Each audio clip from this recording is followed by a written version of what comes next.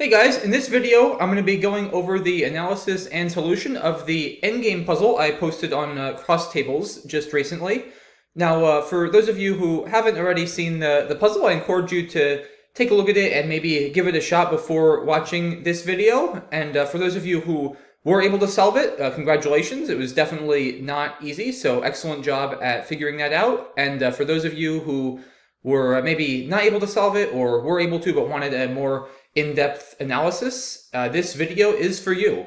So let's jump in here. The situation is you're down by 27. The score is 395 to 368 in your opponent's favor. And you've got CGNOWY blank, and it's your turn.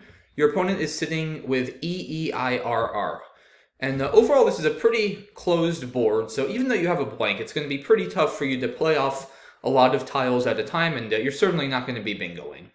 So first, let's start and see what Quackle's Championship Player recommends. And as you'll see, Championship Player does not find a win here. The suggestion that's on top of the list is Yawn in the bottom right, which is basically a traditional approach to an endgame, which is playing out in two. And normally, playing out as soon as you can is a good thing because, number one, it deprives your opponent of opportunities to make a lot of plays and score points. And number two, if you go out first, then you'll catch your opponent with tiles left on their rack and get additional points. So it makes total sense to try to go out in two. The idea with Yawn is you save Cog with Gride over here, hooking the G onto Ride, and your opponent actually can't block that. They don't have any tiles that go in front of Ride, or anywhere in this vicinity that would block your outplay. So after Yawn, their best bet is to play Re. It's actually their only win in the bottom right to score a lot of points. And you've got a couple options here. You can actually go out, but you're slightly better off because your opponent cannot play out with IR, just playing Camo first to block Rami over here, which is a nice out for them. And then you go out with your G next turn.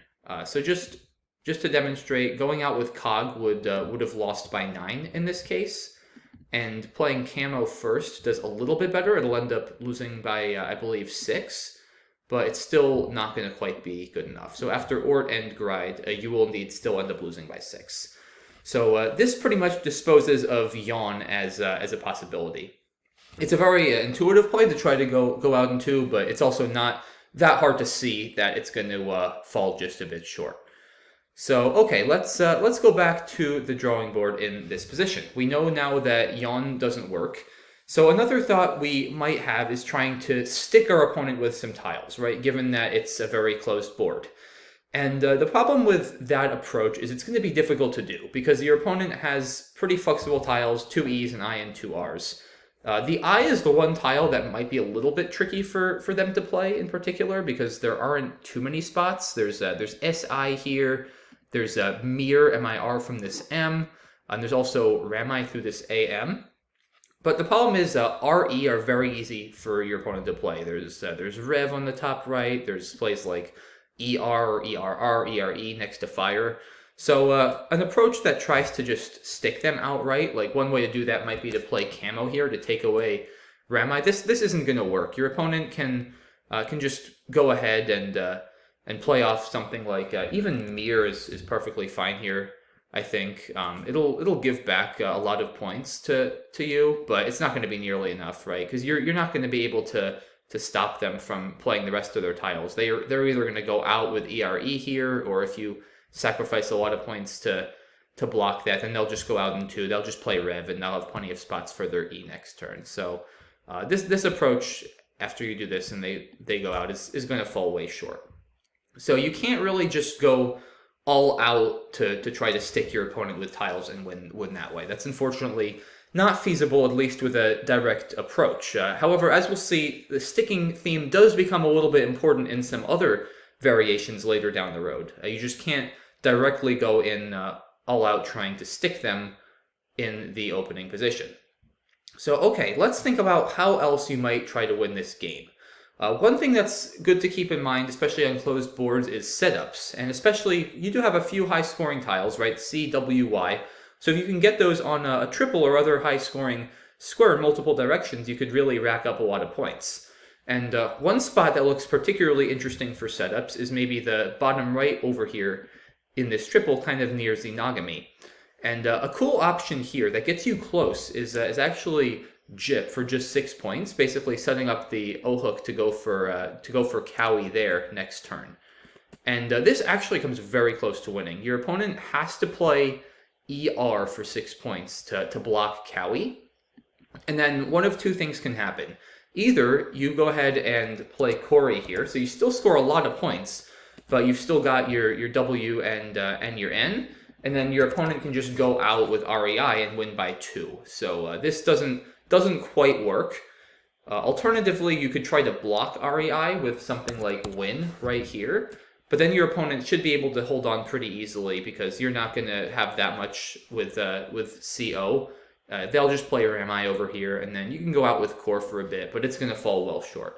So they can still win by at least 2 after Jip. So it's a cool play, and it almost works, but not quite strong enough. So okay, let's see if there's any other setups there that might work. Another idea is playing MY for 4 points, because this sets up your C to make MYC, and then maybe something like Chow or Crow going across for a good score.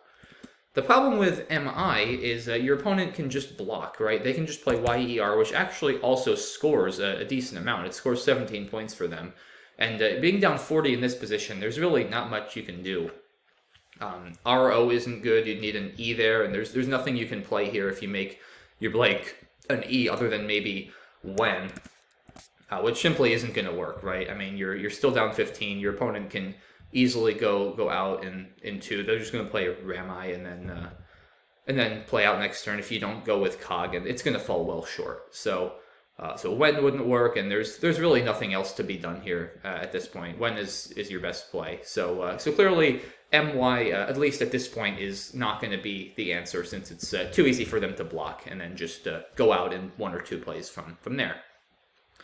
So, okay, what other options are there for setups? There's really not much else you can do here that's going to be hard for them to block. If you play something like Ow trying to set up Coney, then they're just going to play REI here and be a very happy camper, because they'll have ER and they're easily going out next turn.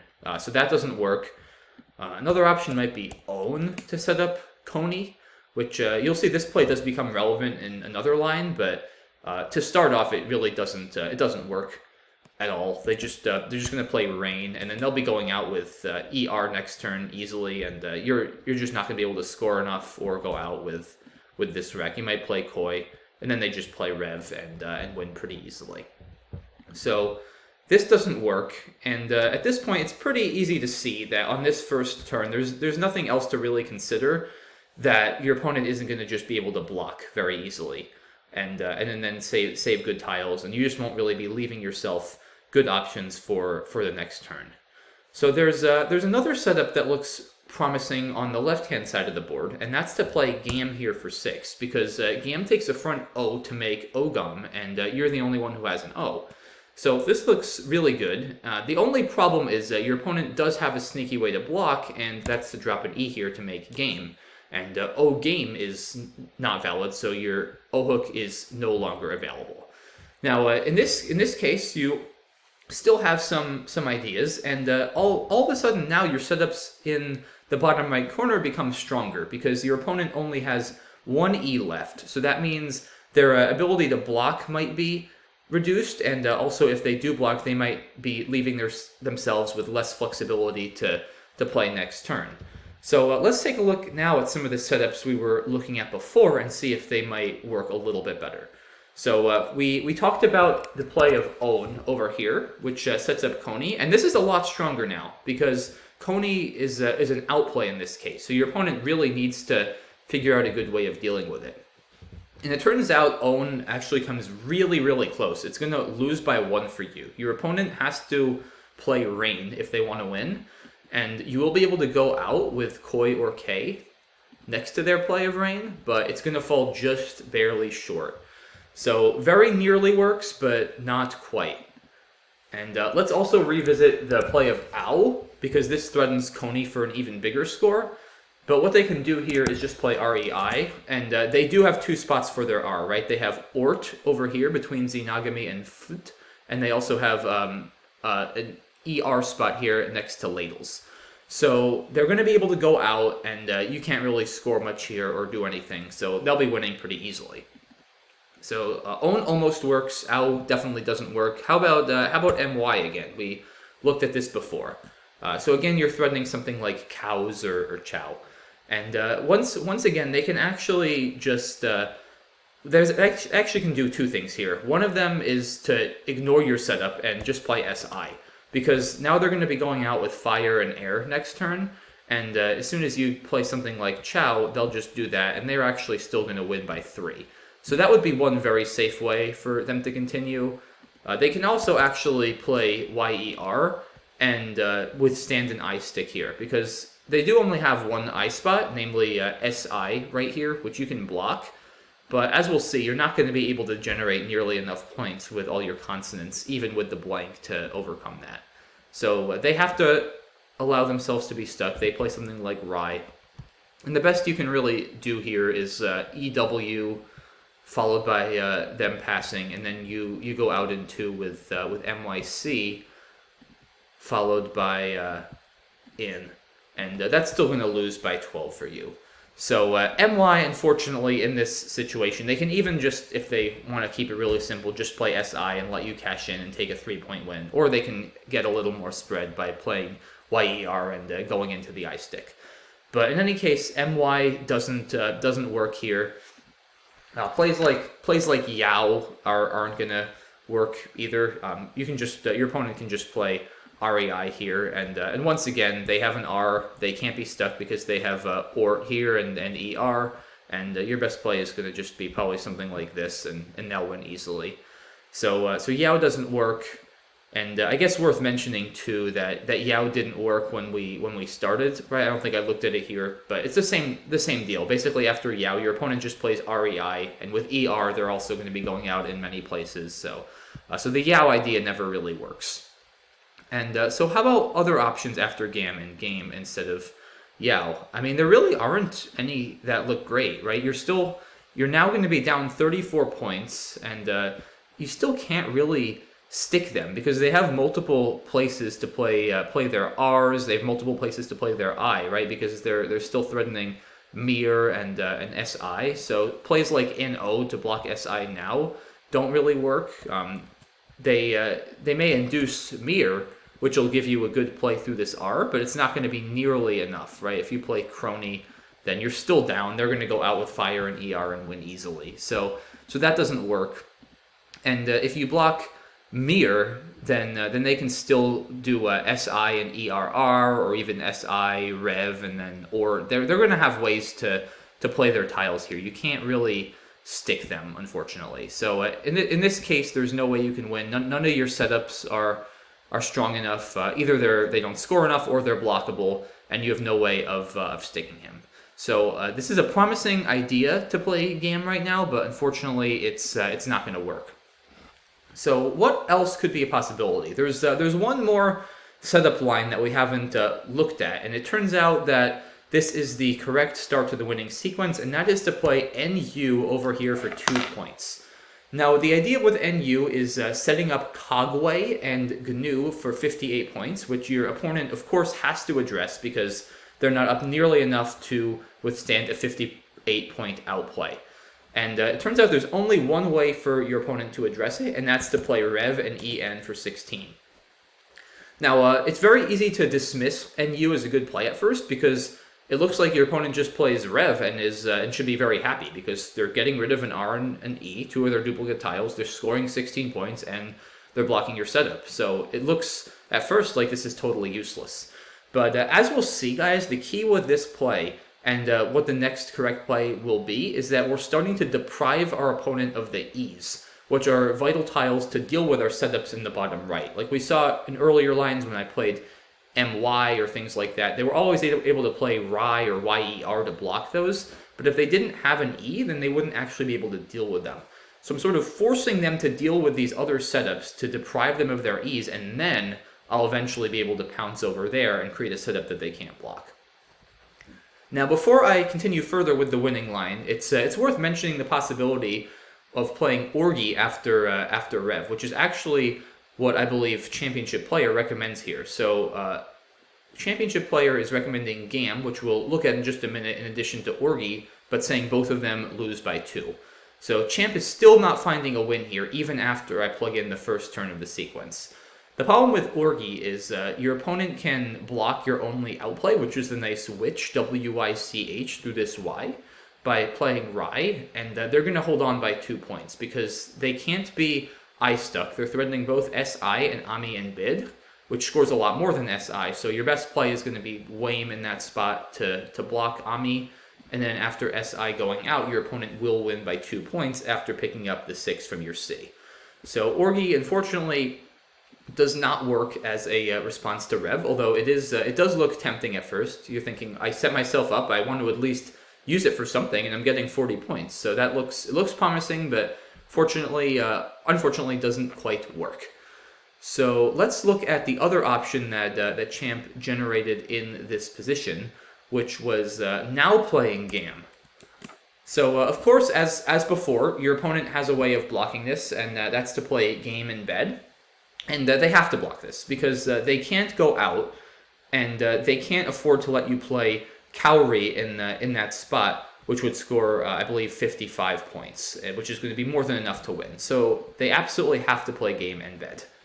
And this, at first, sort of looks like you're just increasing your deficit, because all of your setups are scoring less than their blocks. So what are you really accomplishing?